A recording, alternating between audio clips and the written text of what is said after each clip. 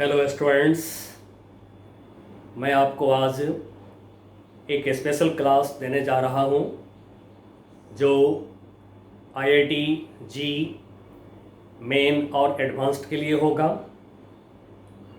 इसमें IE Irodov के कुछ प्रॉब्लम्स आपके प्रैक्टिस और आपके कॉन्फिडेंस को बढ़ाने के लिए हम करेंगे। Concepts of physics doctor S C Verma की बुक के प्रॉब्लम्स करेंगे। ऐसे तो concepts of physics doctor S C Verma की जो बुक है एक सफिशिएंट बुक है, उसके प्रॉब्लम्स का प्रैक्टिस आप करिए। आईआईटी रैंकर्स उस बुक को सजेस्ट करते हैं। उस बुक से मैं जो प्रॉब्लम आप खुद से कर सकते हैं उसको मैं इस क्लास में नहीं लूँगा। कुछ जो प्रॉब्लम्स थोड़ी हाई लेवल की हैं, हॉट्स प्रॉब्लम हैं, उसको मैं ले लूँगा। साथ में कुछ जो कॉम्पिटिशन्स में आ चुके हैं कुछ प्रॉब्लम्स, उसमें जो कोई अच्छे प्रॉब्लम्स हैं उसको मैं लूँगा। चलिए बच्चों, शुरू करते हैं। और सबसे पहले मैं प्रॉब्लम ले रहा हूँ problems in general physics bye IE Irodov. इसमें problem number 3.3।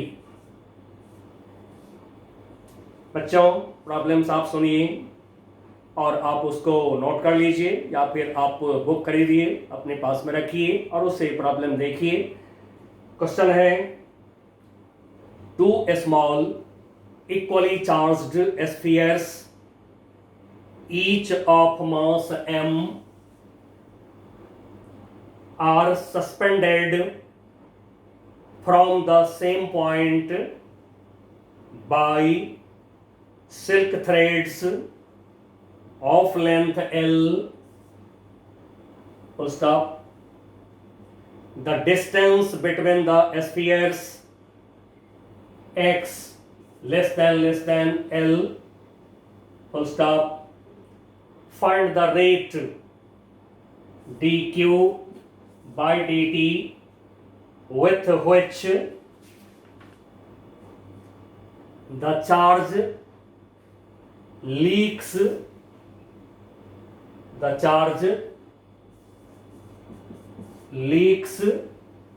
of each sphere if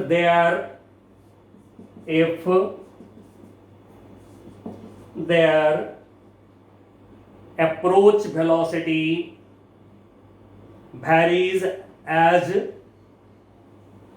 v equal to a upon under root x, where a is a constant। चलिए बच्चों, इसको हम सॉल्व करते हैं। ऐसे तो हम लोगों ने सस्पेंडेड बॉल की प्रॉब्लम करा है, जैसा कि लेक्चर 6 में हमने एस सी वर्मा की बुक से कई सारे अच्छे प्रॉब्लम्स, कंपटीशन के अच्छे प्रॉब्लम्स कराए थे। उसमें सस्पेंडेड बॉल की प्रॉब्लम आपने करा था एस सी वर्मा बुक से। 22 नंबर जो क्वेश्चन थे उसको करा था आपने चैप्टर 29 का। तो अब जो हमसे बोला गया है, यहाँ से ये जो बॉल्स हैं सस्पेंडेड बॉल्स, इनके बीच की ये जो डिस्टेंस है, ये डिस्टेंस हमें बता रहा है कि ये डिस्टेंस है x। Distance between two balls ये है x। Now length of string is L। अब बॉल पे जो चार्जेस हैं इसको हम Q सपोज करेंगे, आइडेंटिकल चार्जेस हैं, Q सपोज करेंगे।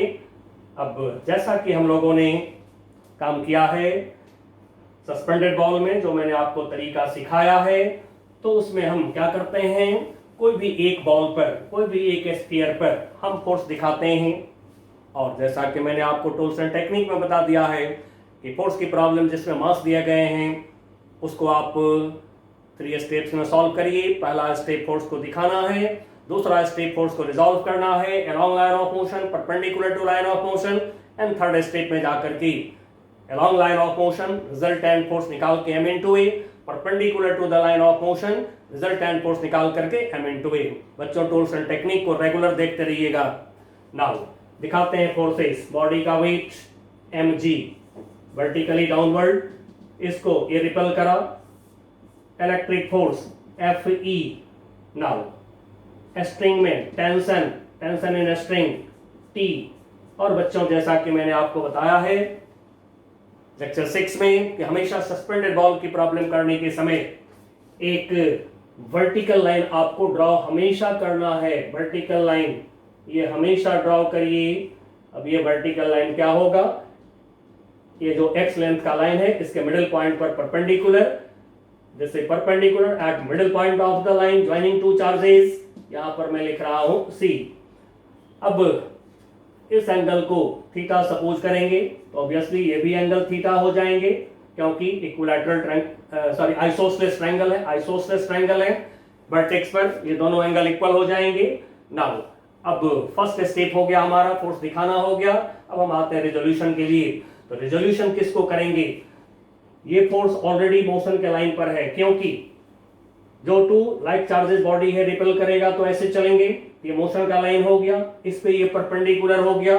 तो फिर mg के लाइन को थोड़ा पीछे बढ़ाइए, ये वर्टिकल लाइन थोड़ा सा पीछे बढ़ाइए और देखिए ये जो t है मोशन के लाइन पे नहीं है, परपेंडिकुलर लाइन पे भी नहीं है, तो इसको रिजॉल्व करेंगे। ये एंगल थीटा जैसा कि देख रहे हैं, अल्टरनेटिव एंगल थीटा। अब इस t का कंपोनेंट इधर के तरफ क्या होगा, t cos थीटा, इधर के तरफ क्या होगा t sin थीटा। चलिए मैं इसको यहाँ नीचे लिख रहा हूँ, इसके ठीक नीचे लिख रहा हूँ t sin थीटा। थोड़ा सा इशारा भी कर देता हूँ, ये हमने लिया है t sin थीटा, ये फोर्स लिया है। अब ये जो लेंथ है यहाँ से यहाँ तक, जैसा कि आप देख रहे हैं मिडिल पॉइंट है ये, तो ये लेंथ हो जाएगा हमारा x/2 हो गया ये लेंथ। अब इक्वेशन फॉर्म करते हैं। तो अभी इस समय इसकी एक्सेलरेशन क्या है, तो प्रॉब्लम ने हमें हिंट किया है कि x डिस्टेंस पर बॉल को रखा गया है, मतलब ये चल नहीं रहा है इस समय। इट्स एक्सेलरेशन इज 0, इस समय एक्सेलरेशन है इसका 0। अब एक्सेलरेशन 0 यानी इक्विलिब्रियम हो गया। अब बच्चों जैसा कि मैंने लेक्चर 6 में आपको सिखा दिया था कि यदि फोर्स रिजल्टेंट फोर्स 0, एक्सेलरेशन 0 दिखाई पड़ रहा हो कभी, तो फिर one side force equal to opposite side force करिएगा, टाइम की बचत होगी। तो फिर हॉरिजॉन्टल डायरेक्शन में एक्सेलरेशन है 0, तो वन साइड फोर्स है हमारा t sin थीटा, उसके अपोजिट साइड फोर्स है Fe, कर लिया। अब Fe का वैल्यू रख लीजिए 1/4 pi epsilon not, one charge q, other charge q into q, q1 q2 upon distance square x square. Now इसको इक्वेशन 1 ले लीजिए। फिर वर्टिकल डायरेक्शन में भी एक्सेलरेशन 0 है, रिजल्टेंट फोर्स 0 है, and so upward force equal to downward force. ये हो गया t cos theta vertical direction में इक्वल टू mg, इक्वेशन 2। फटाफट आप इसको रेशियो में ले जाइए, तुरंत रेशियो में ले जाइए। और सस्पेंडेड बॉल की प्रॉब्लम में बच्चों यही 2 इक्वेशन हमेशा बनेगा आपका। तो कोई भी प्रॉब्लम हो सस्पेंडेड बॉल का, ये 2 इक्वेशन बनाइए, इसको डिवाइड करिए, सॉल्यूशन अपने आप आएगा। तो नाउ सॉल्यूशन के लिए इसको डिवाइड कर रहे हैं, इससे इक्वेशन 1 को 2 से डिवाइड करेंगे, t से t कैंसिल होगा, sin theta by cos theta, tan theta आ जाएंगे।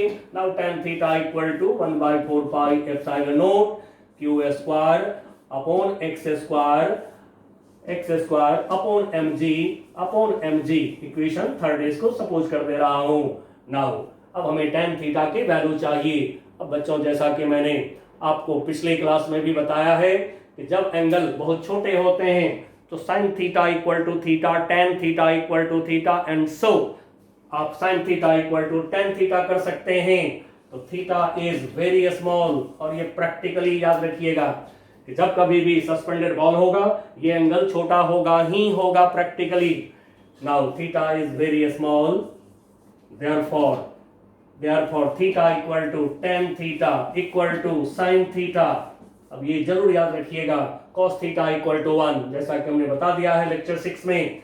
नाउ पिछले लेक्चर 6 मतलब इससे पहले वाले लेक्चर। नाउ tan थीटा की जगह sin थीटा ले लीजिए, जल्दी से निकलेगा वैल्यू, काम आपका जल्दी होगा। ऐसे tan थीटा भी आप ले सकते हैं, बट उसमें टाइम लगेगा आपको। तो sin थीटा इक्वल टू हम ले लें x/2/L, x/2 अपॉन एल। अब इसको डालिए इक्वेशन 3 में डालिए और आपसे डिमांड है D Q by D T rate of loss of charge, rate of leakage of charge demand है। तो क्यू निकाल करके D Q by D T कर लीजिए। कैलकुलस की कोई परेशानी हो तो मैंने खुद कैलकुलस आपको पढ़ा दिया है, पिछले लेक्चर्स में कैलकुलस हमने सिखा दिया है आपको, जिससे कहीं कोई दिक्कत नहीं है आपको। चलिए तब इक्वेशन 3 में डालते हैं। तो by equation 3 x upon 2l यहाँ पे डाला equal to 1/4 pi epsilon naught Q square upon x square mg। अब यहां से हम q निकालेंगे। तो बच्चों q निकालिए। नाउ अब हमें इस फिगर की जरूरत नहीं है, चलिए फिर भी हटा ही देते हैं, इसको जरूरत नहीं है। नाउ अब क्रॉस मल्टीप्लाई लीजिए और q निकाल लीजिए। तो फिर q स्क्वायर इक्वल टू यहां से आ जाएगा 4 pi epsilon naught x cube mg 4 pi epsilon naught x square से मल्टीप्लाई x क्यूब mg अब upon 2l divide by 2l। अब इसको आप सॉल्व करना चाहें तो सॉल्व कर दीजिए, ऐसे भी लोग छोड़ देते हैं। चलिए सॉल्व कर देता हूं मैं इसको। अब q equal to under root में ले जाइए सबको और x को थोड़ा अलग करके रख लीजिए। तो now under root of 2 pi epsilon naught, constant को एक जगह कर लेते हैं mg, क्योंकि आगे डिफरेंशिएशन करना है। तो डिफरेंशिएशन इंटीग्रेशन करना हो तो कांस्टेंट को थोड़ा एक जगह पर रख लेंगे तो अच्छा रहता है देखने में। तो हमने क्या किया 2 pi epsilon naught mg upon l under root में सारे हैं x क्यूब को अंडर रूट x क्यूब यदि करते हैं अंडर रूट का मतलब power half, and so x cube पर पावर हाफ कर दे रहे हैं, x क्यूब पर पावर हाफ कर दे रहे हैं रूट के अंदर, रूट मतलब पावर हाफ कर दिया। अब एक लाइन और मैं इसको लिख देता हूं, ऐसे तो आप समझ गए होंगे 12 के बच्चे हैं, लेकिन फिर भी थोड़ा इजी कर देता हूं। फिजिक्स कभी मुश्किल लगना नहीं चाहिए, कभी नहीं। Now q equal to under root 2 pi epsilon naught mg upon l। Now x की पावर 3/2 हो गया, 3/2। अब हमें चाहिए rate of leakage of charge, तो फिर देयरफॉर dq बाई dt जैसा कि बोला है। तब इसको डिफरेंशिएट करेंगे। डिफरेंशिएट करने के लिए अब ये जो कांस्टेंट है इसको बाहर रखिए, under root 2 pi epsilon naught mg upon l। Now d x की पावर 3/2 अपॉन dt। अब देखिए बच्चों, जैसा कि मैंने आपको फंक्शन ऑफ फंक्शन सिखाया है हमने, तो उसके बेसिस पर आप इसको डिफरेंशिएट करेंगे। कैसे? चलिए मैं कर देता हूं। Under root of 2 pi epsilon naught mg upon l। पहले जो पावर है x पावर n को सॉल्व करिए पहले। तो x की पावर n यानी 3/2, तो ये हो जाएंगे 3/2 x की power 3/2 -1 n x power n-1। अब जो x है इसको डिफरेंशिएट करिए, पहले पावर का काम कर लीजिए, उसके बाद में जो टर्म है dx बाई dt लिख लीजिए, इसको dx बाई dt लिख लिया हमने इसको।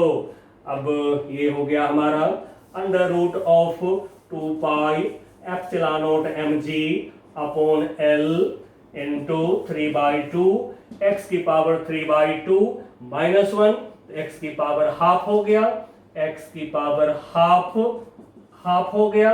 नाउ ये हो गया dx बाई dt क्या होता है बच्चों? v होता है, आप सबको पता है v होता है। अब देखिए आपको जो दिया गया है v का और x का जो रिलेशन दिया गया है उस रिलेशन को यूज करिए। वो रिलेशन है नाउ दिस इक्वल टू, अब इसको मैं यहां लिख रहा हूं, under root of 2 pi epsilon naught mg upon l into 3/2 x को अंडर रूट x लिख दे रहा हूं। और देखिए v के लिए जो हमें दिया गया था, क्या दिया गया था v के लिए? तो v equal to a upon root x। ये जो v है इस v को दिया गया था ए अपॉन अंडर रूट एक्स। अब देखिए अंडर रूट एक्स कट गया, यही हमारा आंसर है। ठीक है, 3a/2 under root 2πε0mg upon L, यही आंसर है हमारा। चलिए एक बार और इसको अच्छे से लिख दे रहा हूं, 2πε0mg अपॉन एल 3a/2 पहले लिखें बाद में लिखें, चलिए इसको पहले ही लिख देता हूं 3a/2। ठीक है बच्चों, तो ये हो गया हमारा सॉल्यूशन फाइनल। अब देखिए कभी कभी कुछ प्रॉब्लम इरोडोव का नीट में भी आ जाता है। अब ये प्रॉब्लम जो है नीट में भी आया हुआ है। नाउ नेक्स्ट क्वेश्चन में फिर इरोडोव से ही ले रहा हूं, और सारा बुक आप कर सकते हैं, कॉन्सेप्ट फुल रहेगा हमेशा, कोई कॉन्सेप्ट की कमी नहीं रहेगी। नोटबुक से कॉन्सेप्ट लेना है आपको और प्रॉब्लम करना है, लेकिन अच्छी बुक से करिए। पहले एनसीईआरटी करिए, फिर एससी वर्मा साहब की बुक करिए, फिर उसके बाद में आप टाइम निकालिए थोड़ा सा, 2-4-5 प्रॉब्लम इरोडोव से भी करिए, नहीं और कर सकते हैं करिए। मैं तो हमेशा कराते जाऊंगा आपको पूरे सेशन में। तो अब ले रहा हूं एक बहुत इंपॉर्टेंट, बहुत अच्छा प्रॉब्लम जो कई बार तो आ भी चुका है कई सारे कॉम्पिटिशंस में। ये भी इरोडोव का है, 3.5 प्रॉब्लम। कुछ हल्के प्रॉब्लम मैं छोड़ रहा हूं। नाउ 3.5 में कह रहा है, क्या कह रहा है पहले आप उसको जरा लिख लीजिए। कह रहा है a thin wire ring of radius r has an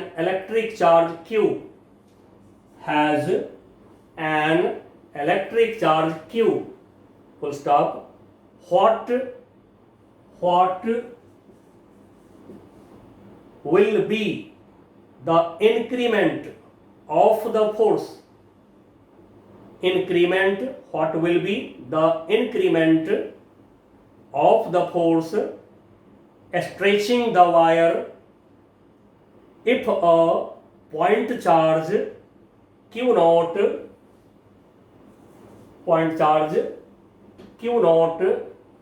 is placed at the ring's center?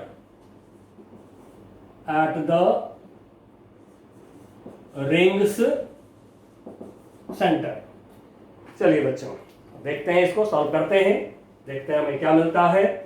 बस अब सबसे पहले एक रिंग लेते हैं, थोड़ा फिगर का साइज बढ़ा लीजिएगा क्योंकि इसमें बहुत सारी बात आपको दिखाना पड़ेगा। एंड सो फिगर का साइज लेते हैं थोड़ा बड़ा करके।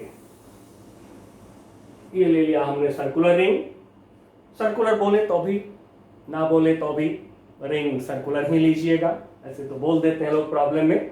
अब ये जो सर्कुलर रिंग है कह रहा है इसमें इसका रेडियस है r। मैं यहां से रेडियस इसका ड्रॉ कर रहा हूं, रेडियस इसके हैं r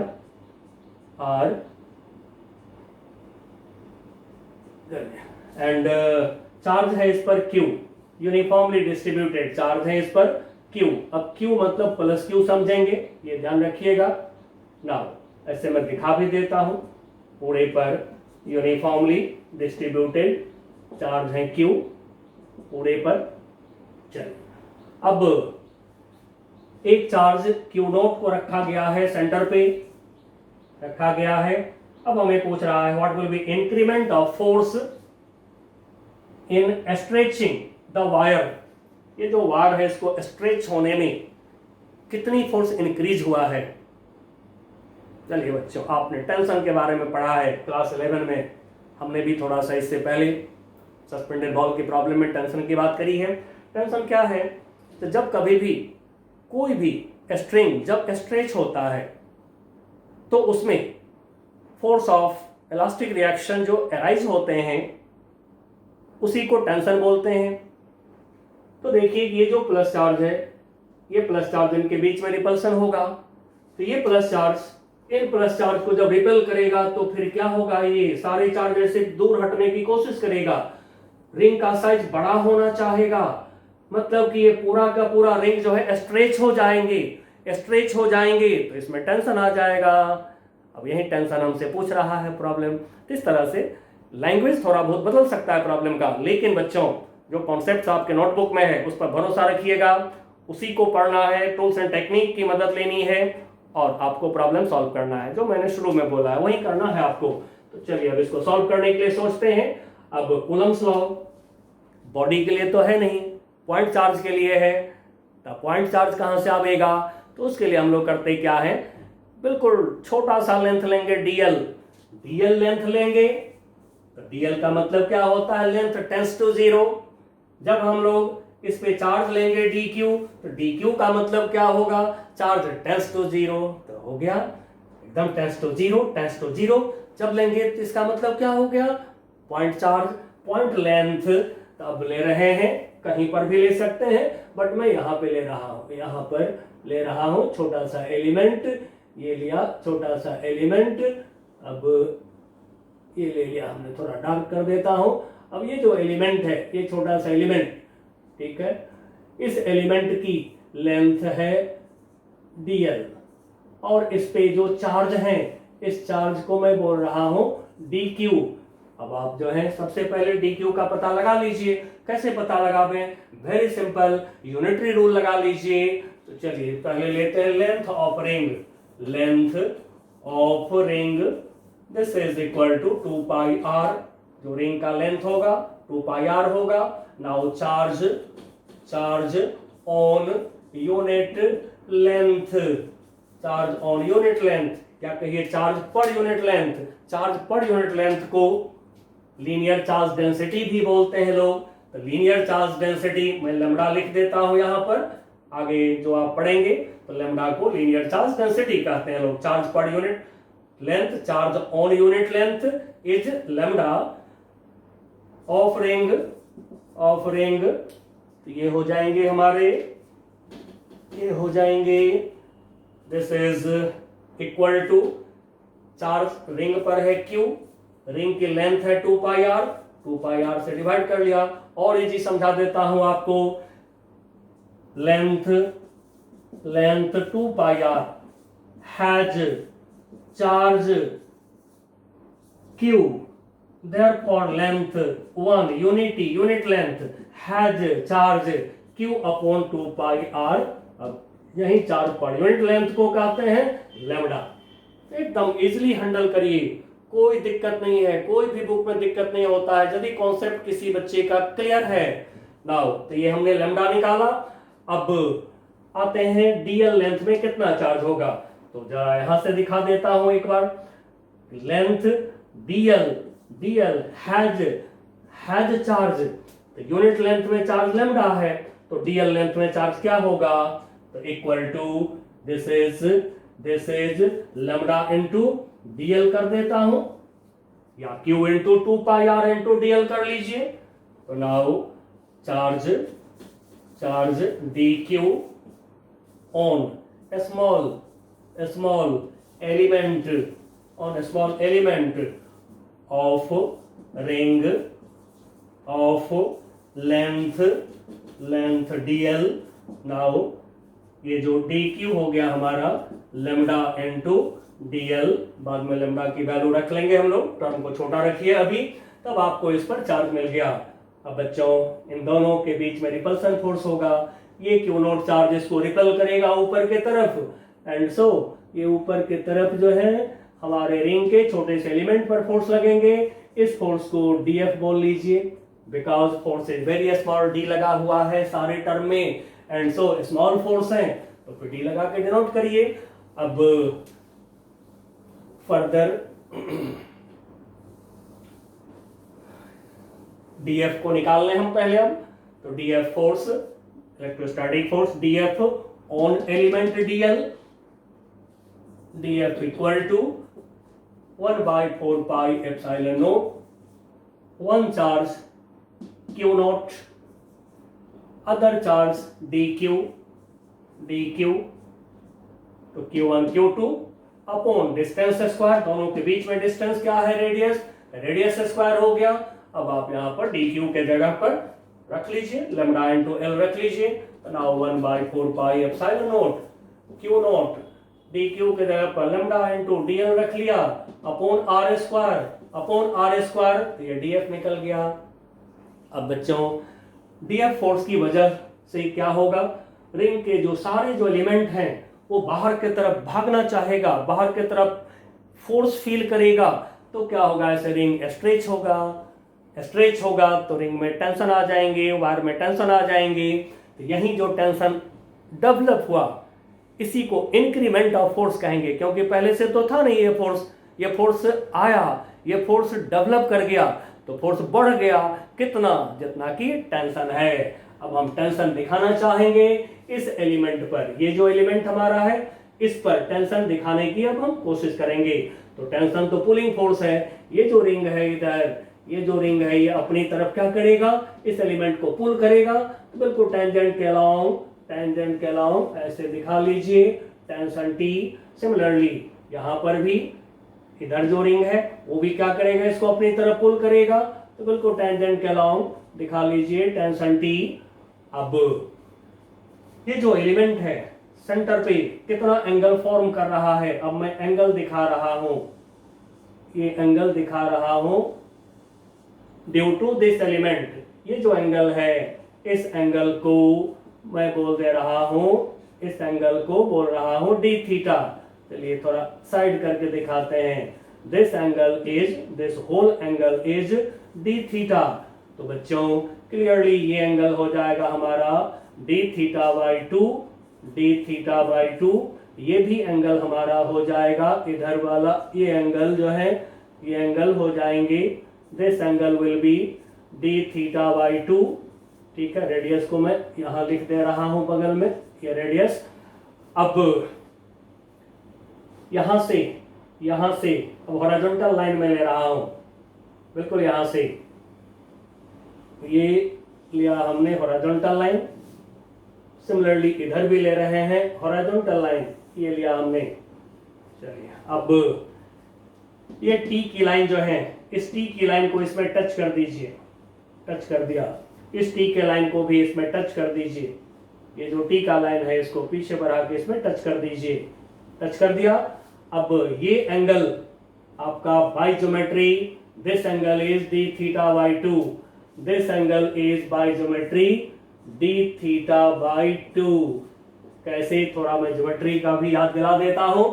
ज्योमेट्री कहता है कि जब किसी एंगल के टू लाइंस पर कोई दूसरे एंगल का टू लाइंस अलग अलग परपेंडिकुलर होता है तो ये एंगल इक्वल होते हैं। तो इस एंगल के ये लाइन है रेडियस और ये टेंजेंट परपेंडिकुलर, इस एंगल का दूसरा लाइन ये है रेडियस और ये है टेंजेंट परपेंडिकुलर, एंड सो ये एंगल और ये एंगल हमारा सेम हो गया। तो अब बच्चों फटाफट रिजॉल्व करिए, टी का कंपोनेंट इधर के तरफ angle D theta by two, तो T cos D theta by to.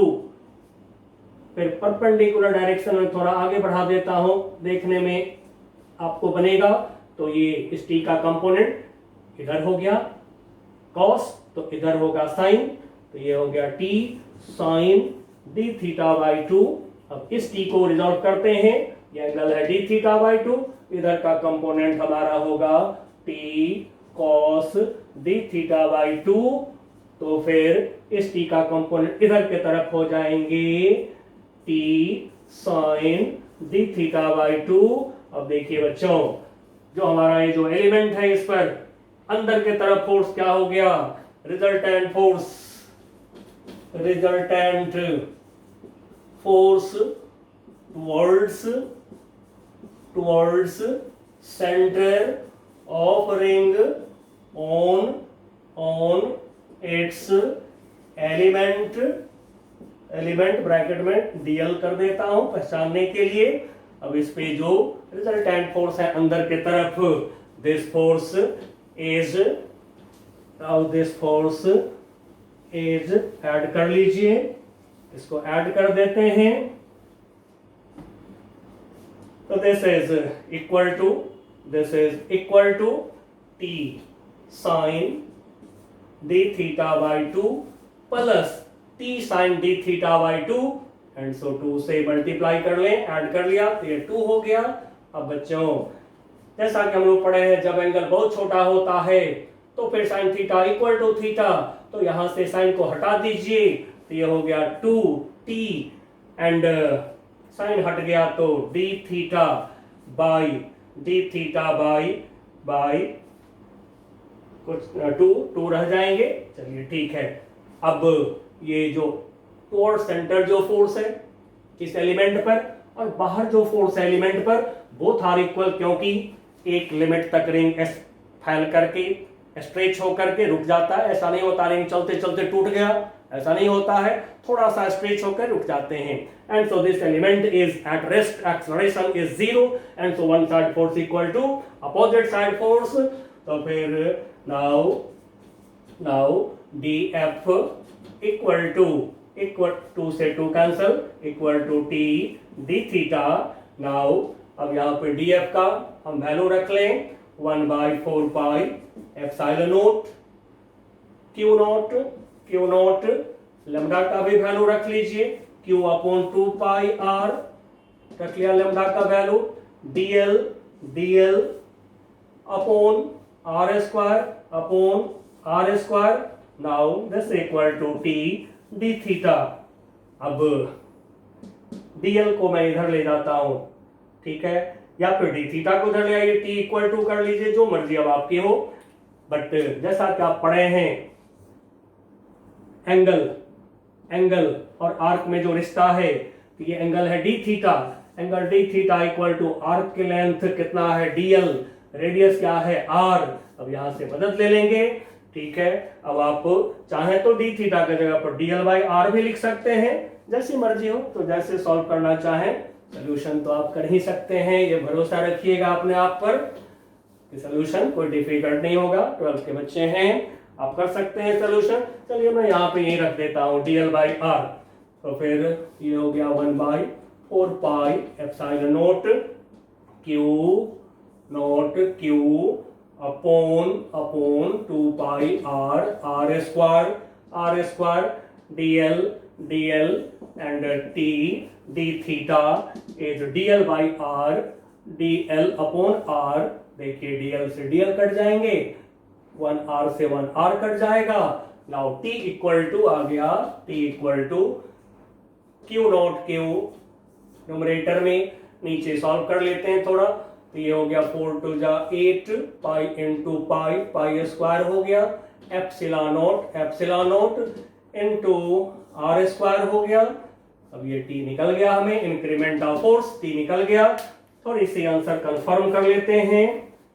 ऐसे तो हिरोडोव की बुक, एस सी वर्मा की बुक में गलती तो होता नहीं है, ठीक है, क्योंकि not 8 pi square epsilon naught r square. चलिए बच्चों, तो ये 2 क्वेश्चन हमने आपको हिरोडोव से अच्छा क्वेश्चन करवा दिया है, सारी कॉन्सेप्ट आपके पास में है एंड आप सॉल्व कर सकते हैं प्रॉब्लम को। अब आता हूं मैं concept of physics S C Verma साहब की बुक में।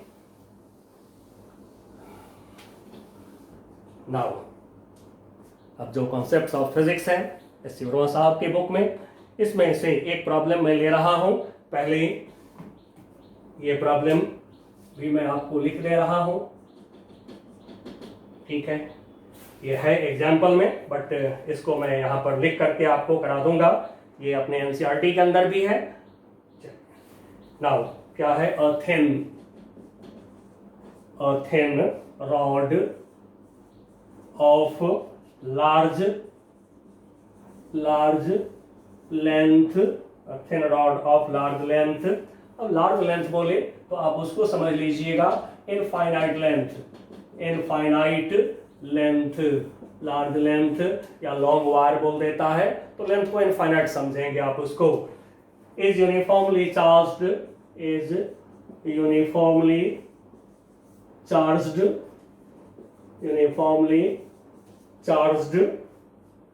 and it has linear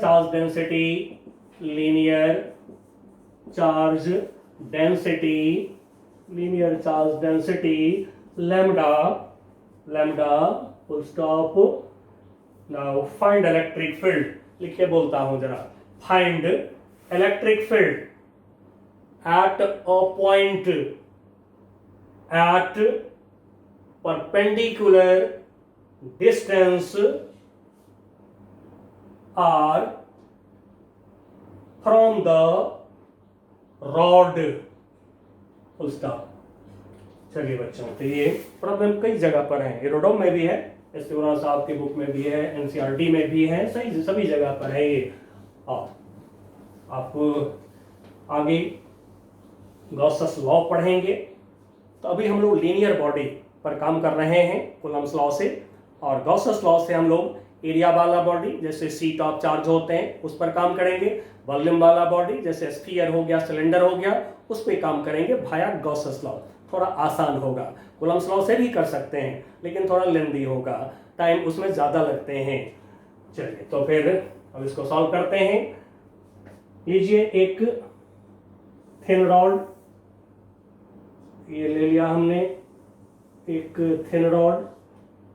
अब इस रॉड की जो लेंथ है, ये लेंथ इनफाइनाइट है, और इनफाइनाइट लेंथ को आप दिखाना चाह रहे हैं तो फिर ये नहीं देकर इसको ऐसे थोड़ा सा डॉट डॉट डॉट कर दें, इधर थोड़ा सा डॉट डॉट डॉट कर दें, मतलब कि इनफाइनाइट हो गया। अब इसके पास में लैम्डा पॉजिटिव है, चार्ज पॉजिटिव है, तो जो चार्ज है इस पर दिखा देते हैं। ऐसे भी लोग दिखा लेते हैं, ऐसे भी दिखा लेते हैं, जैसे आपकी इच्छा हो। ये दिखा लिया हमने चार्ज इस पर। अब हमें चाहिए electric field at a point perpendicular, लेंगे रॉड से परपेंडिकुलर डिस्टेंस r पे पॉइंट लेना है, ले लीजिए, इस पे परपेंडिकुलर ड्रॉ करिए। चलिए बच्चों, परपेंडिकुलर इस पर हमने ड्रॉ करा। अब डिस्टेंस ये हमें प्रॉब्लम ने r बोल दिया है, ले लिया।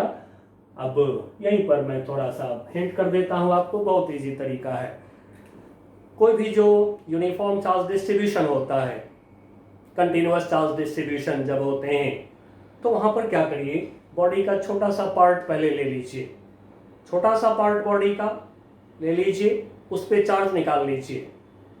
देन उस चार्ज की वजह से आप इलेक्ट्रिक फील्ड निकाल लीजिए। अब जैसा कि हम लोग पढ़े हैं, resultant of large number of vectors, 3 steps लेते हैं जो टूल्स एंड टेक्निक में हमने दिखाया है, वही 3 स्टेप यहाँ पर है। पहले हम दिखाएंगे वेक्टर को और फिर रिजॉल्व करेंगे।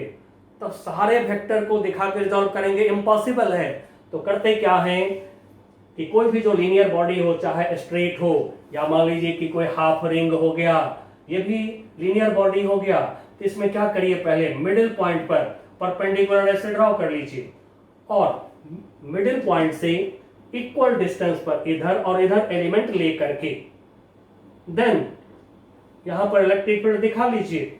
मिडिल पॉइंट से इक्वल डिस्टेंस पर एलिमेंट लेकर यहां पर इलेक्ट्रिक फील्ड दिखा करके और उसको रिजॉल्व कर लीजिए। रिजॉल्व करने पर देखिए कौन सा कंपोनेंट कैंसिल हो जाएगा। पक्का है कि एक कंपोनेंट कैंसिल होगा, जो कंपोनेंट नहीं कैंसिल हुआ उसको इंटीग्रेट कर दीजिए, हो गया, निकल जाएगा आपको इलेक्ट्रिक फील्ड। चलिए तब लगाते हैं अपना प्रोसेस। तब यहां पर मैं ले रहा हूं ओरिजिन, जहां पे परपेंडिकुलर डाला हमने, ओरिजिन लिया, यहां पॉइंट P पर हमें चाहिए इलेक्ट्रिक फील्ड। अब एलिमेंट लेते हैं अपनी मर्जी से कहीं पर, मान लीजिए कि यहां ले लिया हमने एलिमेंट। अब इस एलिमेंट की जो लेंथ है, इसके लेंथ को बोल रहा है dx। इस एलिमेंट पे जो चार्ज है, इस चार्ज को बोल रहा है dq। अब जो डिस्टेंस है यहां से, अब जब dx ले लिया तो x एक्सिस सपोज कर लिया, अब ये डिस्टेंस को x सपोज कर लीजिए। एलिमेंट की जो डिस्टेंस है x ले लें, अब कहेंगे x एलिमेंट के कहां तक लें, तो यहां यहां यहां कहीं भी ले सकते हैं, क्योंकि d से डिनोट हो गया, तो ये एलिमेंट एक्चुअली पॉइंट है हमारा, एंड सो एलिमेंट के middle point, 1 and second and कहीं तक ले सकते हैं डिस्टेंस। अब इस एलिमेंट से पॉइंट P को ज्वाइन करते हैं, ज्वाइन कर दिया। अब ये जो डिस्टेंस है, ये डिस्टेंस हम निकाल सकते हैं, ये डिस्टेंस हमारा x है, तो ये डिस्टेंस हो जाएंगे √r² प्लस x²। सिमिलरली इतने ही डिस्टेंस पर इधर लेंगे एलिमेंट, फिर x डिस्टेंस पर इधर लीजिए एलिमेंट। अब ये लिया छोटा सा एलिमेंट, लेंथ वहीं सेम रखेंगे, dx लेंथ, इस पे चार्ज को वही dq लिखेंगे। नाउ डिस्टेंस इसका हो गया ओरिजिन से x डिस्टेंस ओरिजिन से एलिमेंट का हो गया। चलिए दिखा लिए। अब फिर यहाँ पर इस एलिमेंट की वजह से इलेक्ट्रिक फील्ड निकालेंगे हम। इलेक्ट्रिक फील्ड निकालेंगे इस एलिमेंट की वजह से, तो पहले पॉइंट को ज्वाइन करा, ठीक है। नाउ अब ये डिस्टेंस यदि देखें तो फिर ये x है, ये डिस्टेंस x है, ये r है, तो ये हो जाएगा हमारा under root of r square plus x square. अब ड्यू टू दिस एलिमेंट, यहाँ पर इलेक्ट्रिक फील्ड को दिखा रहे हैं, यूनिट पॉजिटिव चार्ज पर फोर्स इलेक्ट्रिक फील्ड होता है, तो ये क्या करेगा एलिमेंट, यहाँ +1 चार्ज रखेंगे तो ये ऐसे रिपेल करेगा, दिखा दिया। इलेक्ट्रिक फील्ड को बोला DE। नाउ सिमिलरली ये जो एलिमेंट है ये भी यहाँ +1 चार्ज को क्या करेगा, रिपेल करेगा, एंड सो यहाँ भी दिखा दिया इलेक्ट्रिक फील्ड को DE। अब आप सोच रहे होंगे बच्चों कि मैंने डी पर एरो क्यों नहीं डाला, कंपटीशन की बात कर रहे हैं, बोर्ड की बात नहीं कर रहे हैं अब हम लोग, तो कंपटीशन की बात कर रहे हैं, इसलिए जितना जल्दी हम सॉल्यूशन निकाल लें। एंड सो आप जो है कंपटीटिव काम जब करिए तो फिर वेक्टर का एरो निशान दे करके मत करिए, ठीक है। नाउ यहाँ पर अब लेते हैं डी का रेजोल्यूशन के लिए 2 एक्सिस, एक ले लिया अपना ये लाइन, दूसरा ले लिया इस पर परपेंडिकुलर, ये ले लिया, तो इसको x एक्सिस बोल लेते हैं, इसको y एक्सिस बोल लेते हैं, दिस इज y एक्सिस। अब एंगल कोई भी ले लीजिए, मान लीजिए कि एंगल लिया थीटा, तो वर्टिकली अपोजिट एंगल थीटा हो जाएगा। सिमिलरली एंगल भी थीटा होगा, क्योंकि ये लाइन दोनों इक्वल हैं, तो ये दोनों एंगल इक्वल होगा, तो फिर ये एंगल हो जाएगा आपका थीटा। अब देखिए कंपोनेंट हमारा DE का कंपोनेंट y एक्सिस के अलाउंग इस DE का कंपोनेंट, अब इसको मैं जरा यहाँ पर लिख देता हूँ, जगह कम है, ये हो गया DE cos थीटा, तो फिर इधर हो जाएगा इस DE का कंपोनेंट इधर के तरफ हो जाएगा DE sin थीटा। सिमिलरली अब इस DE का कंपोनेंट लेते हैं इधर के तरफ, तो इधर के तरफ जो इस DE का कंपोनेंट होगा इस लाइन के अलाउंग, तो ये एंगल थीटा, तो इधर हो जाएंगे DE cos थीटा, तो फिर इधर के तरफ हो जाएगा DE sin थीटा। अब देखिए बच्चों DE sin थीटा अपोजिट हो गया, कैंसल हो जाएंगे, DE cos थीटा को इंटीग्रेट कर देंगे, ठीक है। अब आप कहेंगे क्या 2DE cos थीटा लेंगे, नो, इसके पास इनफाइनाइट नंबर ऑफ एलिमेंट है। 2 एलिमेंट्स लेकर के हमने जांच कर लिया कि कौन से कंपोनेंट कैंसिल हो जाएंगे ऐड करने पर। जैसे वेक्टर में Rx Ry निकालते हैं, तो यदि Rx 0 हो गया तो Ry रिजल्टेंट हो जाते हैं, Ry यदि 0 हो गया कभी तो Rx रिजल्टेंट हो जाते हैं। तो ये जांच है हमारा कि यदि हम अपोजिट साइड में इक्वल डिस्टेंस पर एलिमेंट ले लिया परपेंडिकुलर से, तो फिर हम जांच कर लिए कि कौन से एलिमेंट ऐड करने पर बचेगा, कौन सा कैंसिल हो जाएगा। तो जैसा कि देख रहे हैं एक्स एक्सिस का कंपोनेंट यदि ऐड करेंगे तो कैंसिल हो जाएंगे। आप चाहें तो इसमें -10 लगा भी लीजिए, इधर x पॉजिटिव इधर x नेगेटिव, तो फिर हम d cos थीटा जो कैंसिल नहीं होगा ऐड होगा सारे एलिमेंट में, तो ऐड यानी इंटीग्रेट कर लेंगे। चलिए अब इसको सबसे पहले हम निकालते हैं जो एलिमेंट लिए हैं, एलिमेंट dx इस पर चार्ज क्या है, तो dq का पता लगाते हैं।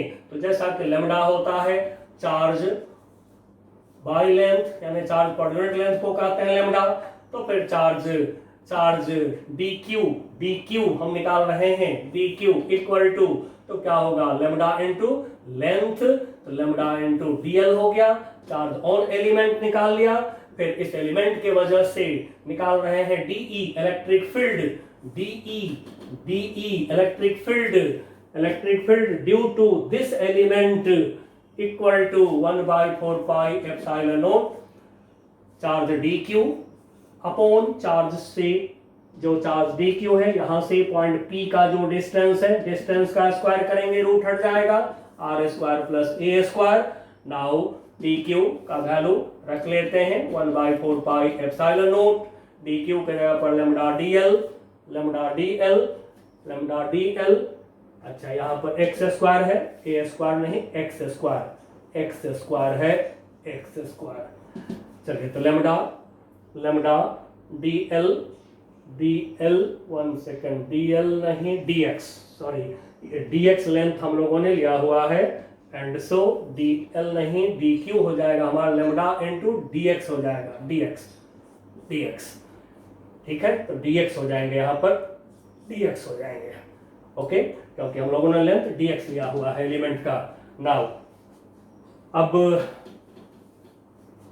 यहां से डी क्यू का वैल्यू रख लिया upon R square plus X square. अब रिजोल्यूशन किया हम लोगों ने, रिजोल्यूशन के बाद में जिसको इंटीग्रेट करना है वो कंपोनेंट हम बता रहे हैं, तो फिर resultant electric field is integration electric field को E लिख दे रहा हूं, resultant electric field E is integration of DE cos theta.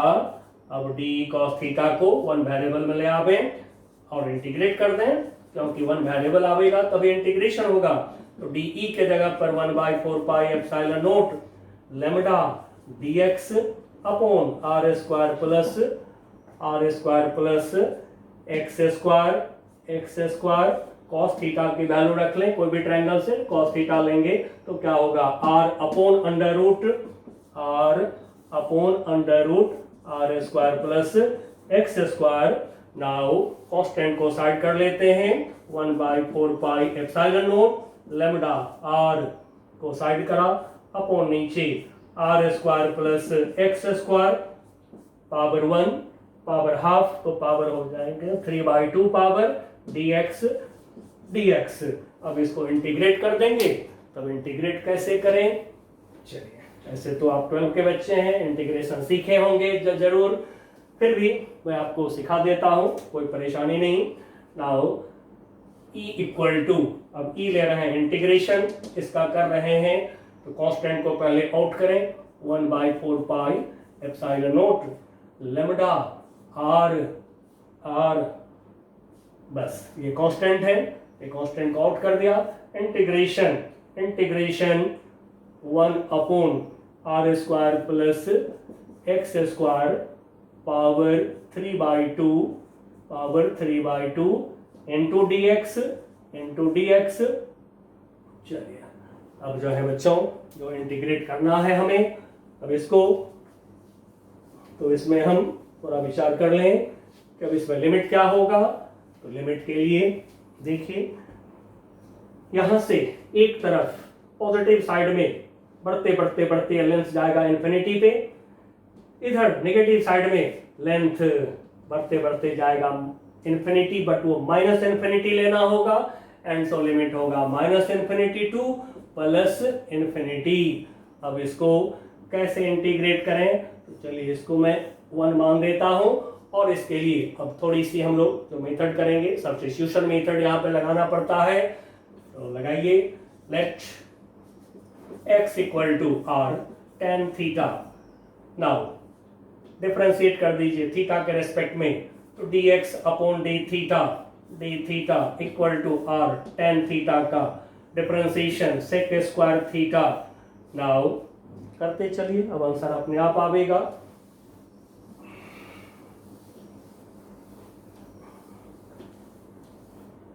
Now अब यहां से dx इक्वल टू निकल जाएगा हमारा, dx equal to r sec square theta d theta, तो dx अब यहां पर हम रख लेंगे इसको, लेकिन जब आप इसको यहां रखेंगे तो फिर थीटा आ जाएगा, वेरिएबल थीटा आ जाएगा, तो फिर इस लिमिट को बदलना पड़ेगा हमें। तो when x equal to -minus infinity, जब x को -इन्फिनिटी आप लीजिएगा, x -minus infinity tan theta -minus infinity, and so theta equal to हो जाएंगे -π/2, क्योंकि बच्चों आपको पता है कि sine -theta equal to -sin theta, tan -theta equal to -tan theta, and cos -theta equal to cos theta, ये आपको पता है ऑलरेडी। चलिए, तो जब x के जगह पढ़ लेंगे -इन्फिनिटी, तो फिर थीटा हो जाएगा हमारा tan theta -infinity, tan 90 degree होता है इन्फिनिटी, तो फिर -π/2, फिर जब लेंगे when x equal to infinity, तो जब x लेंगे infinity tan theta positive infinity, तो थीटा इक्वल टू हो जाएंगे पाई बाई 2। अब इक्वेशन 1 में सबको डाल दीजिए, तो फिर बाई इक्वेशन 1 से E equal to 1/4 pi epsilon naught lambda r, integration के अंदर अब हम जा रहे हैं इंटीग्रेशन के अंदर dx के जगह पर r sec square theta d theta dx को रख लिया। अब यहाँ पे रखने जा रहे हैं x के जगह पर r tan theta, x square करेंगे r square tan square theta, r square tan square theta, r square इसमें से r स्क्वायर निकाल लेते हैं कॉमन, r स्क्वायर निकाला कॉमन, पावर 3/2 है, पावर 3/2। अब देखिए बचेगा 1 प्लस tan स्क्वायर थीटा, तो 1 plus tan square theta is sec square theta, तो बचेंगे सेक स्क्वायर थीटा और पावर है 3/2, तो पावर हो गया 3/2। नाउ अब लिमिट हमारा थीटा का जो है नीचे -π/2, ऊपर लिमिट π/2, इस तरह से लिमिट बदल गए अब हमारे। चलिए अब इंटीग्रेट करते हैं इसको फटाफट, इस तरह से बच्चों एकदम मजे से काम करिए, सॉल्व करिए, खूब प्रॉब्लम सॉल्व करिए, और हमेशा मैं देते रहूंगा सारा कॉन्सेप्ट और साथ में कराते भी रहूंगा। एस.सी. वर्मा, हेरोडोव, एनसीईआरटी सारे करिए। Now this equal to 1/4 pi epsilon naught lambda r। अब यहाँ से ये r को आउट कर रहा हूँ, कांस्टेंट बाहर निकाला, अपॉन यहाँ से r स्क्वायर की पावर 3/2 करेंगे, 2 से 2 कैंसिल होगा हमारा, r क्यूब बचेंगे, इसको भी बाहर निकाल दिया, r क्यूब। नाउ इंटीग्रेशन के अंदर में -π/2 प्लस π/2 नाउ सेक स्क्वायर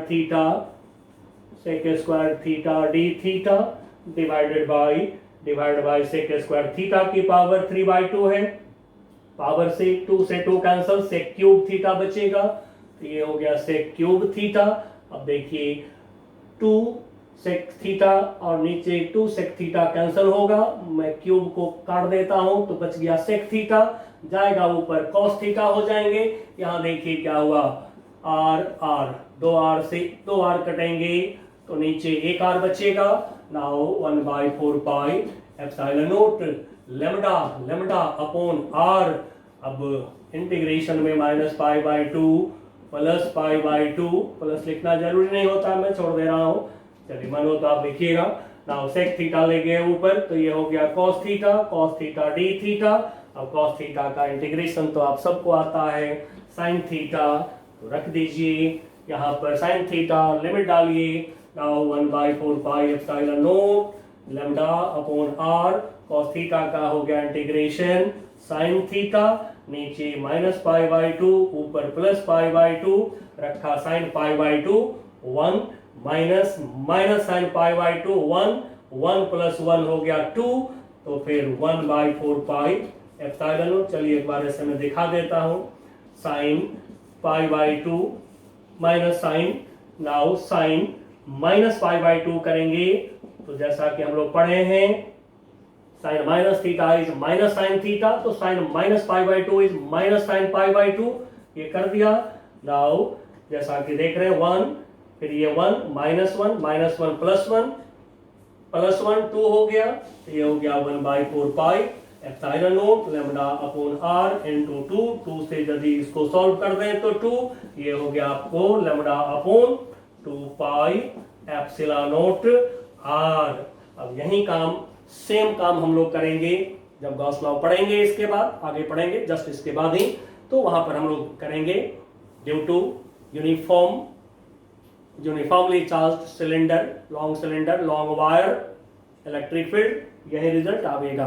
तो बच्चों कूलम्स लॉ से, गॉस लॉ से रिजल्ट सेम ही मिलते हैं, बट कुछ कूलम्स लॉ से आप प्रॉब्लम करते हैं और कुछ प्रॉब्लम गॉस लॉ से करते हैं, इजी के लिए, जहां जो इजी लगता है उसको आप करते हैं। चलिए, अब ये प्रॉब्लम तो सब बुक में है, इसलिए मैं कोई एक बुक का नाम नहीं लिया हूँ। अब मैं स्पेशली अब लेता हूँ concepts of physics by doctor S C Verma, और इस बुक को तो आप करिएगा ही करिएगा सब लोग बच्चों, क्योंकि इससे बढ़िया बुक तो शायद नहीं है हिंदुस्तान में इस समय, इसलिए आप इसको करिएगा, बेस्ट बुक से काम करिए। अब इसमें से मैं ले रहा हूँ चैप्टर 29 है ये हमारा, ठीक है, चैप्टर 29 इलेक्ट्रोस्टैटिक्स का। इसमें 39 number 39 S C Verma book, अब मैं लिख ही देता हूँ direct, S C Verma book chapter 29 and problem हमारा है 39।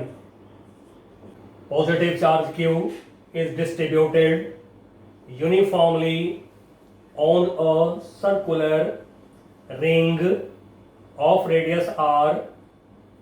A particle having a mass m and a negative charge mass m and a negative charge Q is placed on its axis at a distance x from the center. Full stop. Find the force on the particle. Full stop. Assuming x less than r, comma, find the time period of oscillation of the particle if it is released from there. चलिए बच्चों, अब मैं आपको ये कराता हूं, और आप लोग भी बुक रख लीजिए अपने पास में, एनसीईआरटी, एस सी वर्मा और I Irodov problem in general physics रखिए अपने पास में। थोड़ा पढ़ने में टाइम लगता है, तो फिर आपके पास बुक होगा तो मैं लैंग्वेज बोल दूंगा और आप जो है प्रॉब्लम कर लीजिएगा जल्दी जल्दी। अब जो हमसे बोला गया है उसको फिगर पे डालते हैं। ना सर्कुलर रिंग को हम लोग ऐसे दिखा रहे हैं, ऐसे दिखाने का मतलब होगा वर्टिकल, सर्कुलर रिंग ऐसे वर्टिकल। यदि किसी ने ऐसे दिखा दिया इट मीन्स कि ये रिंग जो है हमारे नोटबुक के प्लेन में ऐसे है, तो एक्सिस ऐसे हवा में आ जाएगा, तो एयर में तो पॉइंट लेना पॉसिबल नहीं है। एंड सो ये जो अभी देख रहे हैं एक्सिस रिंग का, और ये रिंग तो बिल्कुल मैं अपने हाथ से दिखा देता हूं, जैसे ऐसे ये है। अब इस रिंग को, मेरे हाथ को रिंग समझ लीजिए, ये एक्सिस पेन को समझ लीजिए। अब इसको ऐसे 90 डिग्री से टर्न कर दिया हमने, रिंग को कर दिया perpendicular to the plane of the board, perpendicular to the plane of your notebook कर दिया इसको। अब बच्चों फिगर 3D में आ गया है। एंड सो थोड़ा सा इसको रिंग को जो है ओवल शेप में ऐसे हमें दिखाना होगा, कंप्लीट सर्कल नहीं दिखाएंगे। नाउ अब इस रिंग का रेडियस हमें बोला गया है r, जो रिंग पे चार्ज है डिस्ट्रीब्यूटेड, ये है Q प्लस Q है, पूरे पे चार्ज प्लस Q डिस्ट्रीब्यूटेड है। अब करा particle of mass m and negative charge Q is placed on axis at distance x from centre. अब रिंग का हम एक्सिस ले रहे हैं, ये लिया हमने रिंग की एक्सिस, डिस्टेंस x बोला गया है सेंटर से, यहाँ पर ले रहे हैं पॉइंट P ले लिया हमने। अब यहाँ पे बोल रहा है कि चार्ज Q रखे हैं और ये चार्ज Q जो है नेगेटिव है, अभी नहीं दिखाएंगे, बाद में दिखा लेंगे। और साथ में बोला गया है हमें इस चार्ज पार्टिकल जो इसको यहाँ पर रखे हैं उसकी मास है m। अब ये प्रॉब्लम हो गया हमारा, और थोड़ी सी इसमें हमें कंडीशन भी दे रखे हैं, कंडीशन दिए हुए हैं x लेस देन r, मतलब कि x बहुत छोटा है r के रिस्पेक्ट में। चलिए बच्चों प्रॉब्लम समझ गए, अब इसको सॉल्व करते हैं। तो सॉल्व करने के लिए जैसा कि हम लोगों ने इससे पहले बात कर लिया कि एक बॉडी की वजह से जो इलेक्ट्रिक फील्ड निकालना है, तो उसमें पहले एलिमेंट लेंगे हम छोटा सा। तो लीजिए एलिमेंट, छोटा सा एलिमेंट लिया हमने, ये छोटा सा जो एलिमेंट लिया हमने ऊपर लिया है। अब आप कहेंगे क्या ये जरूरी है? नहीं, कहीं से भी ले सकते हैं एलिमेंट। लेकिन वही थोड़ी सी अपनी सुविधा के लिए लोग ऊपर लेते हैं एलिमेंट, नीचे लेते हैं एलिमेंट। इस एलिमेंट के लेंथ को बोला dl, और जो इस पे चार्ज है इस चार्ज को बोल दे रहा हूं dq। अब ठीक अपोजिट इसमें हम एलिमेंट लेंगे। क्यों लेंगे? तो जैसा कि हमने इससे पहले आपको बताया है रॉड में कि कभी भी जो है कोई रॉड हो तो उस पे परपेंडिकुलर मिड पॉइंट पे डाल लीजिए। अब यहां से इक्वल डिस्टेंस दोनों तरफ एलिमेंट लीजिए। इसकी वजह से इलेक्ट्रिक फील्ड जो है उसको ड्रॉ करके और रिजॉल्व करके जांच करिए कि कौन सी कंपोनेंट ऐड करने पे आपके जीरो होंगे, कौन सी कंपोनेंट ऐड करने पर जीरो नहीं होंगे। अब ये कॉन्सेप्ट कहां से आ रहा है? तो जो टूल्स एंड टेक्निक में सीखा आपने बहुत सारे वेक्टर का रिजल्टेंट निकालना, तो वहां पर यही आपको प्रोसेस दिया गया है। जैसे पहले वेक्टर को दिखाओ, फिर उसको रिजॉल्व करो एंड Rx और Ry निकालते हैं। बिल्कुल वही काम कर रहे हैं हम लोग इस समय। अब Rx Ry में से यदि कोई एक जीरो हो गया, मान लीजिए Rx जीरो हो गया, तो फिर R equal to under root RX square plus RY square, तो फिर दूसरा रिजल्टेंट हो जाएगा, RY रिजल्टेंट हो जाएगा। नहीं यदि बाय द मान ली RY जीरो हो गया कहीं, तो R इक्वल टू जैसे ही करेंगे under root RX square plus RY square, तो फिर RX हो जाएगा रिजल्टेंट आपका। तो चलिए इसको हम लोग जांच कर लेंगे। अब रिंग में तो बहुत ज्यादा एलिमेंट होगा, रॉड में तो बहुत ज्यादा एलिमेंट होंगे, तो फिर सारे नहीं लेकर दो एलिमेंट लेकर के जांच कर लेते हैं। तो फिर ये रॉड के लिए यदि बाय द मान लीजिए कि रिंग का पार्ट होता है, हाफ रिंग होता है, क्वार्टर रिंग होते हैं, आर्क होते हैं, तो फिर उसके मिडिल पॉइंट पर परपेंडिकुलर ड्रॉ कर लीजिए।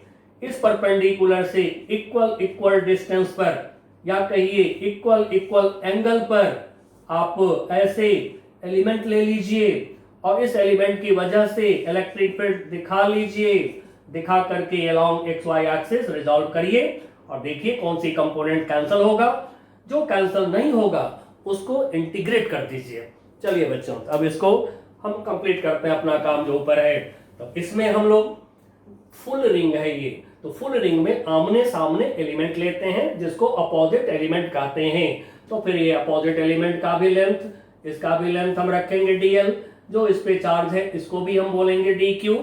अब यहां से पॉइंट P तक ड्रॉ करिए, लाइन ड्रॉ करा हमने। अब इसकी लेंथ पता कर लेते हैं। ये लेंथ हो गया under root R square plus X square. Similarly यहां से ज्वाइन करिए इसको, ये भी लेंथ वही होगा under root R square plus X square.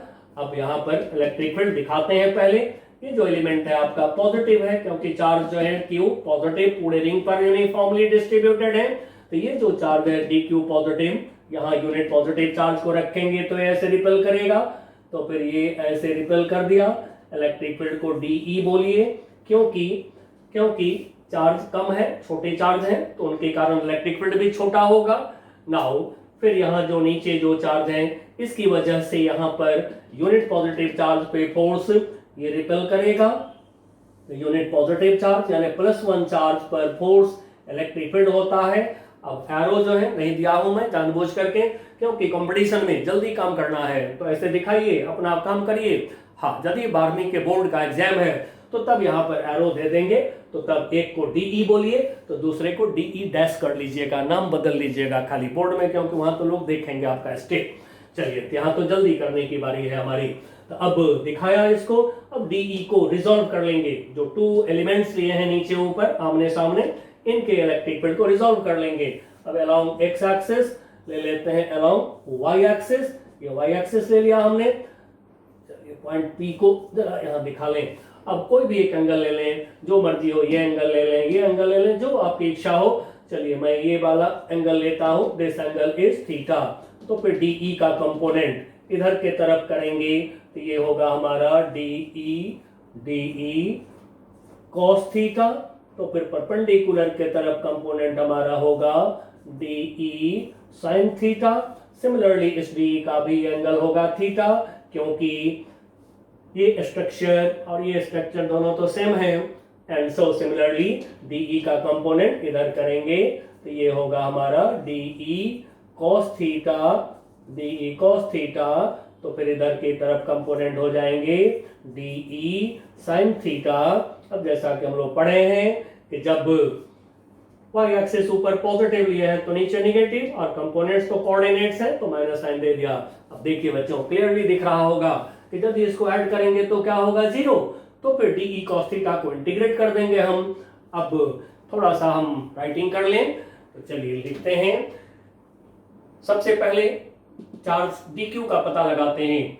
तो देखिए रिंग जो होता है लीनियर बॉडी होता है। लीनियर बॉडी मतलब लेंथ से बना होता है, एक वायर से लेंथ से बना होता है। तो अभी हम लोग लीनियर बॉडी का काम कर रहे हैं कूलम्स लॉ से। इसके बाद गॉसेस लॉ पढ़ेंगे हम लोग, अगला टॉपिक हमारा होगा। तो गॉसेस लॉ से हम लोग शीट ऑफ चार्ज को पढ़ेंगे, फिर वहीं पर वॉल्यूमस बॉडी को पढ़ेंगे, जैसे सिलेंडर हो गया, स्फीयर होगा। उससे काम करना थोड़ा आसान होगा। कूलम्स लॉ से भी कर सकते हैं, बट कूलम्स लॉ से थोड़ा सा ज्यादा इंटीग्रेशन होगा, ज्यादा टाइम लगते हैं। तो फिर जो प्लेन बॉडी है और जो हमारे वॉल्यूम वाले बॉडी है उनके लिए हम लोग गॉसेस लॉ आगे यूज करेंगे।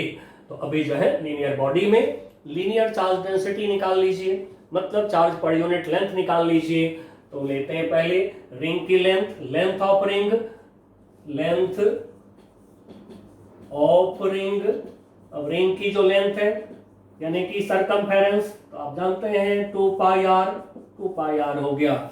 Now charge, charge per unit length, charge per unit length, इसको लैम्बडा बोल रहे हैं ऑन रिंग। तो किसी भी बॉडी पर जो चार्ज पर यूनिट लेंथ है इसी को लीनियर चार्ज डेंसिटी बोलते हैं। Now lambda equal to charge upon length, charge upon length करेंगे। नाउ चार्ज कितना है रिंग पर, क्यू, क्यू है चार्ज, और रिंग का लेंथ कितना हो गया 2 पाई आर। अब यहां से आपको एक फॉर्मूला दिख रहा होगा, चार्ज निकालना हो कभी तो लैम्बडा इनटू लेंथ से निकाल लीजिए।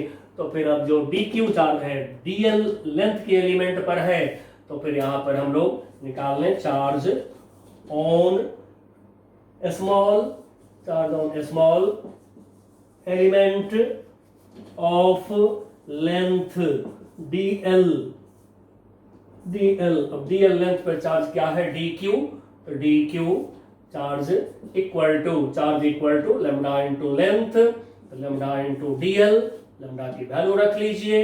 Now Q upon 2 pi R into DL. तो चार्ज निकल गया, डी क्यू निकल गया charge.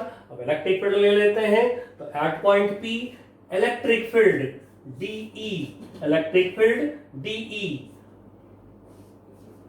Due to element, due to element of charge D Q, जो डी क्यू चार्ज वाला एलिमेंट है उसकी वजह से, डी क्यू चार्ज वाले एलिमेंट यहां भी है, यहां भी है, इनकी वजह से इलेक्ट्रिक फील्ड, इस इलेक्ट्रिक फील्ड को हमने डीई बोल लिया है।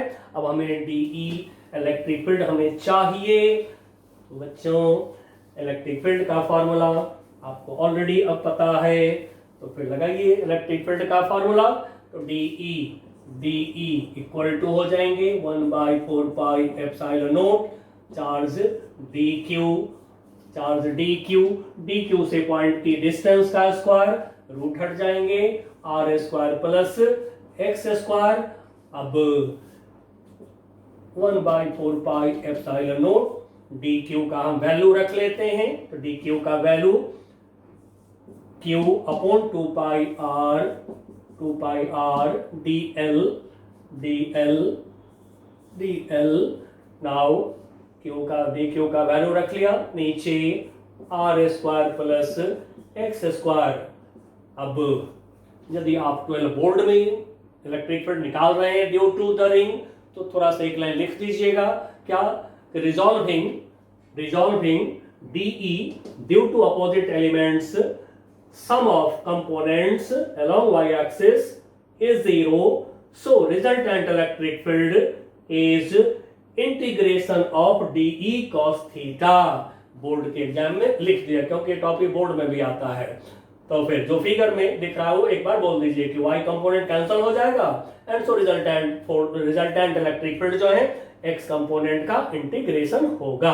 तो फिर अब हम आते हैं रिजल्टेंट इलेक्ट्रिक फील्ड इसको ई से डिनोट कर देते हैं एट पॉइंट पी। अब resultant electric field whole ring की वजह से पॉइंट पी पर हमें चाहिए, तो फिर कैसे निकलेगा? तो इसको मेंशन कर देते हैं, ई इज इंटीग्रेशन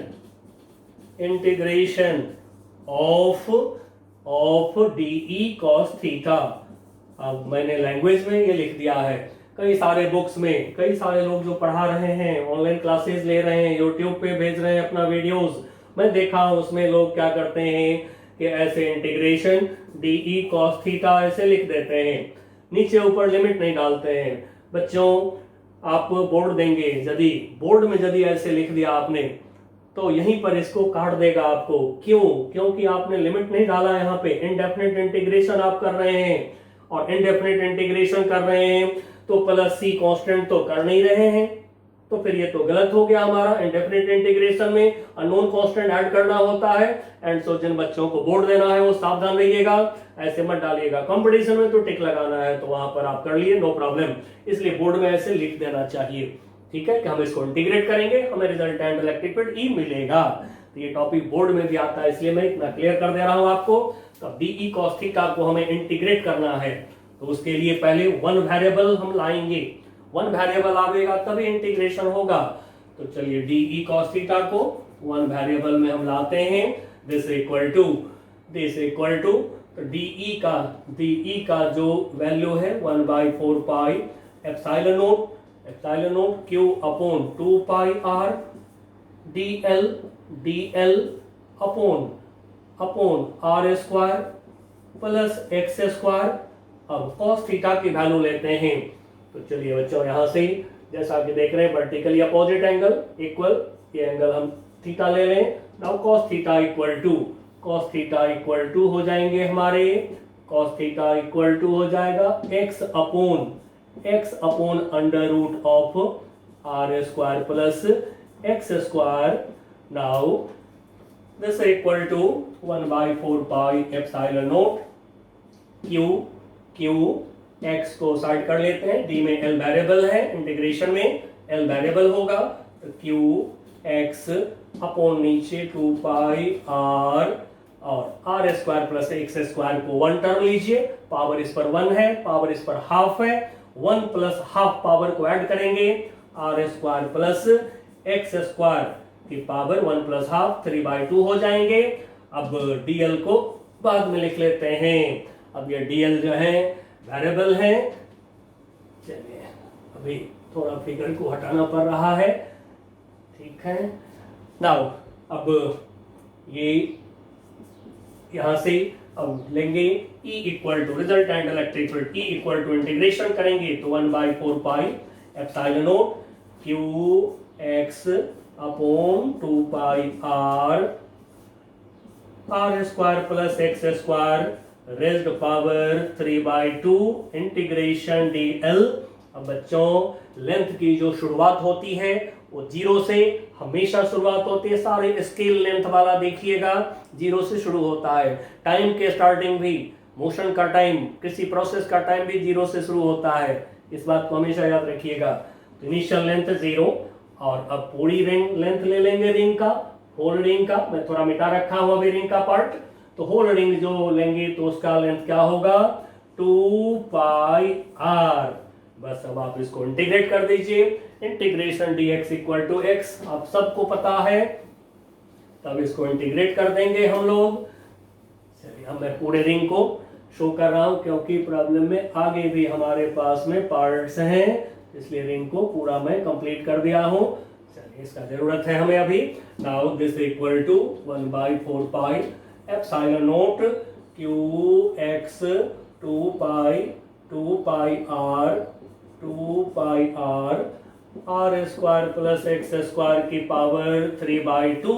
अब इंटीग्रेशन dl इक्वल टू क्या होगा L लोअर लिमिट क्या है इसका 0, अपर लिमिट क्या है इसका 2 pi R, upper limit is 2 pi R, limit डालिए 1/4 pi epsilon naught Q X upon 2 pi R 2 pi R, नीचे R square plus X square power 3/2, L के जगह पर 2 पाई आर रखा, माइनस एल के जगह पर 0 and so 2 pi R.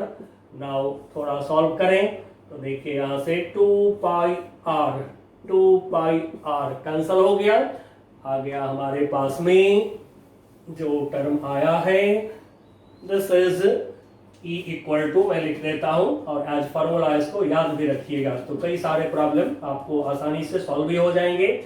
Now this is Q X denominator में R square plus X square raised power 3/2, और डायरेक्शन किधर देख रहे हैं, अलोंग द एक्सिस, और पॉजिटिव यदि चार्ज है तो अवे फ्रॉम सेंटर होगा, नहीं यदि नेगेटिव चार्ज होता तो फिर +1 चार्ज यूनिट पॉजिटिव चार्ज को ये अट्रैक्ट करता, तो फिर ये जो डायरेक्शन है इलेक्ट्रिक फील्ड का इधर हो जाते, मतलब toward centre, and so along the axis and away from centre of ring. चलिए बच्चों, यहां तक 12th क्लास में भी आता है।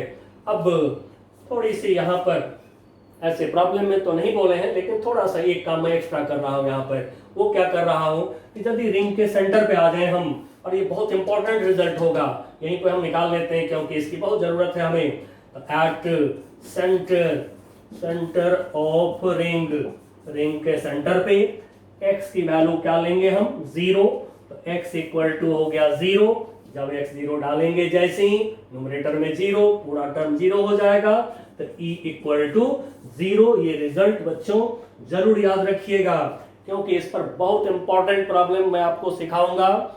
थोड़ा आगे चलिएगा फिर। तो अब अगला पार्ट जो हमसे पूछे हैं प्रॉब्लम में, अब देखिए वो क्या पूछे हैं। तो नेक्स्ट पार्ट में बोला गया है, नेक्स्ट पार्ट हमारा है कि यहाँ पर अब हम रख रहे हैं -q चार्ज को, यहाँ पर रख रहे हैं -q चार्ज को रख रहे हैं यहाँ पे। अब नेट इलेक्ट्रिक फील्ड हमारा तो इधर के तरफ है, अब मैं थोड़ा सा इधर दिखा भी देता हूं, इधर के तरफ इलेक्ट्रिक फील्ड को E से दिखा देता हूं।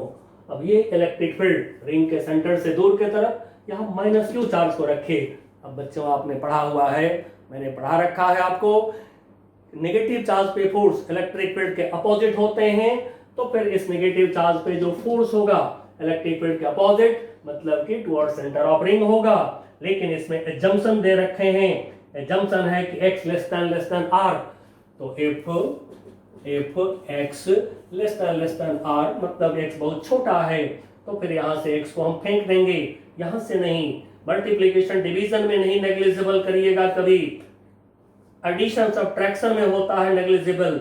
x बहुत छोटा है, इसको फेंक देंगे, तो फिर हमारे पास में, यानी कि फेंक देंगे मतलब नेग्लेक्ट कर देंगे, फेंक दिया, नेग्लेक्ट कर दिया x को, x स्क्वायर को, तो फिर बच जाएंगे E equal to 1/4 pi epsilon naught q x upon, जब ये हट गया यहाँ से, जब ये हट जाएंगे तो r स्क्वायर की पावर 3/2 बचेगा, 2 से 2 कैंसल, r क्यूब हो जाएंगे। तो इस समय E का इतना वैल्यू हो गया। अब फोर्स ले रहे हैं -q चार्ज पे, तो फोर्स ऑन -q, इसको बोला F equal to Q into E। Now electric field E और F दोनों अपोजिट डायरेक्शन में, एंड सो यहाँ पर नेगेटिव साइन डाला। अब रखिए यहाँ पर E का वैल्यू तो 1/4 pi epsilon naught capital Q x upon r cube E को रखा हमने। अब ये जो Q है इंटू Q को मैं यहीं लगा देता हूं। अब F निकल गया। अब जो F निकला है बच्चों गौर से देखिए, रिंग के सेंटर से पॉइंट P हमने लेंथ x मेजर किया है, फोर्स इसके अपोजिट है, एंड सो -9 का ये भी जवाब हम दे सकते हैं कि force on charge particle -q charge पे फोर्स जो है अपोजिट टू x। अब यहां से हम एक्सेलरेशन निकाल रहे हैं। जब मास दे दिया प्रॉब्लम में, तो फिर एक्सेलरेशन निकाल लीजिए, जैसा कि सेकंड टाइप प्रॉब्लम हमने आपको बताया हुआ है।